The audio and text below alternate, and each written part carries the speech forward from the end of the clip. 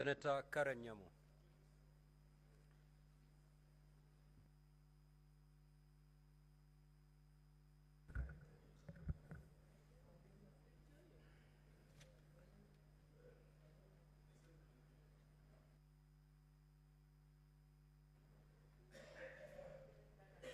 Thank you, Mr. Speaker.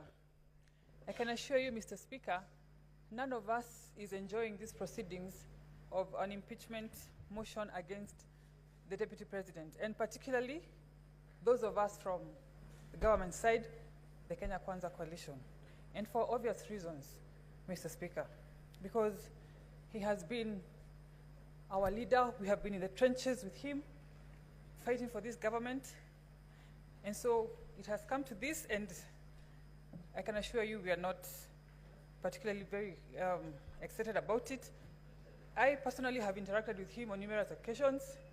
If you look in the internet, Mr. Speaker, you will see photos of me dancing with the Deputy President, Mr. Speaker.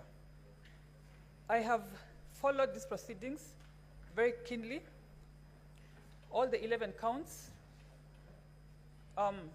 one that the gross violations of the Constitution, Article 10(2), the one that talks about the conduct of public officials, including the Deputy President, the one that talks about him being a principal assistant of the President and an extension of the presidency, Article 147, that talks about his insubordination, and one that Sifuna has talked about, Article 160, that deals with undermining public institutions, and particularly the judges, Mr. Speaker.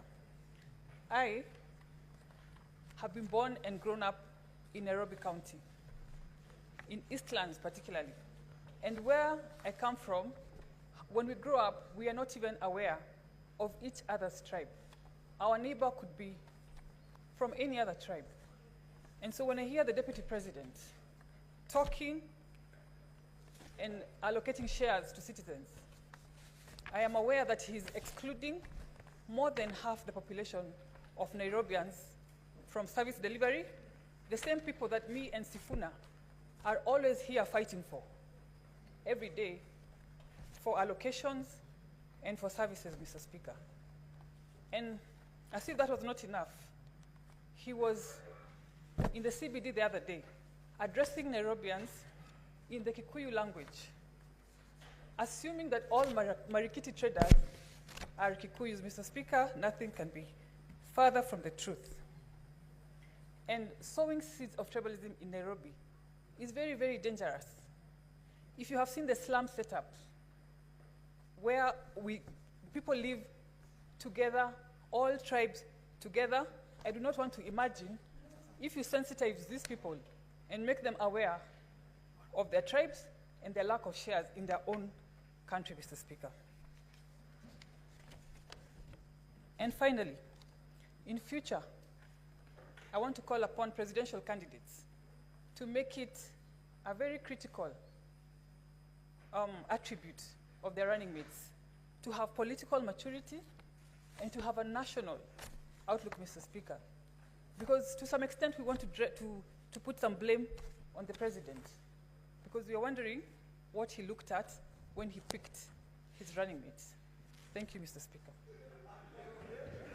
Senator